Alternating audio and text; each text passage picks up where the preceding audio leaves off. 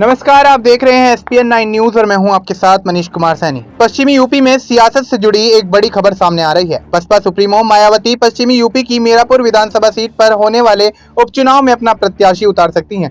मायावती ऐसा करके RLD supremo और केंद्रीय राज्य मंत्री जयंत चौधरी और सपा सुप्रीमो अखिलेश यादव का खेल बिगाड़ सकती हैं। जानकारी के अनुसार मायावती ने यहाँ प्रत्याशी भी तय कर लिया है।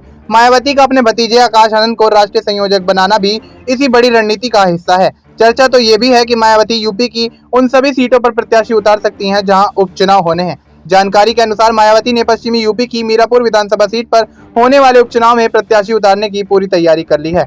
ऐसा होता है तो मीरापुर सीट पर बड़ा सियासी घमासान होगा। इस सीट पर जहां सपा गठबंधन अपना प्रत्याशी उतारेगी तो वहीं आरएलडी भी दो हाथ करेगी। आजाद समाज पार्टी ने इस जंग में शामिल होने का मन बना लिया है। ऐसे में इस मीरापुर सीट पर सियासी लड़ाई बेहद दिलचस्प होगी।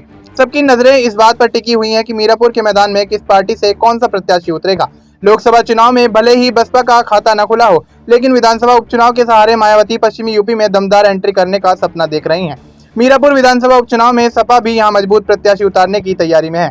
जयंत भी यहां पूरा समीकरण देखकर प्रत्याशी उतारेंगे, लेकिन मायावती ने इस सीट पर अपना प्रत्याशी उतारा तो जयंत और अखिलेश के लिए मुश्किल खड़ी होगी।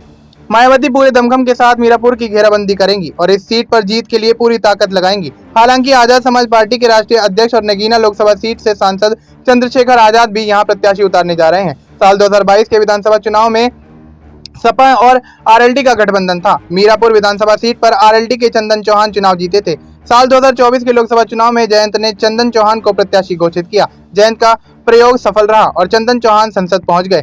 ऐसे में मीरापुर सीट पर उपचुनाव होगा। जयंत के लिए चुनौती ये है कि इस सीट को उन्हें हर हाल में जीतना होगा, जबकि अखिलेश यादव भी यहां जयंत से सीट छीनने के लिए दो हाथ करने को तैयार बैठे हैं। इस बार जयंत का अखिलेश नहीं बीजेपी के साथ गठबंधन है। ऐसे में यहाँ होने वाले चुनाव के नतीजे बहुत कुछ बयां कहानी करेंगे। मीरापुर विधानसभा सीट यूं तो मुजफ्फरनगर जिले में आती है, लेकिन वैसे बिजनौर लोकसभा सीट का हिस्सा है। 2024 के लोकसभा चुनाव में आरएलडी बीजेपी के चंदन चौहान चुनाव जीते। सपा के दीपक सैनी दूसरे और बसपा के चौधरी वीरेंद्र सिंह तीसरे स्थान पर रहे।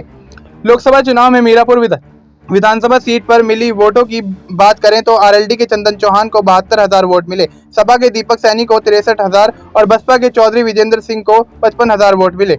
बसपा प्रत्याशी रहे चौधरी विजेंद्र सिंह को 55,000 वोट मिरापुर में मिलना लखनऊ तक का बड़ा संदेश दे दिया गया। मायावती को लगता है कि मीरापुर सीट पर होने वाले उपचुनाव में थोड़ी सी मेहनत और कर ली गई तो यहां से उनका विधायक बन जाएगा और इसलिए यहां मायावती उपचुनाव लड़कर सपा और आरएलडी का खेल बिगाड़ना चाहती हैं। जानकारी के अनुसार मायावती इस बार उपचुनाव लड़ सकती हैं और कभी भी इसकी घोषणा हो सकती है। मायावती के इस कदम को 2027 की तैयारियों के रूप में देखा जा रहा है। आकाश आनंद को नेशनल कोऑर्डिनेटर बनाना भी मायावती की बड़ी रणनीति का हिस्सा है और उपचुनाव में मायावती कुछ बड़ा करने 2027 की पिच मजबूत करने का सपना लेकर उतरेंगी।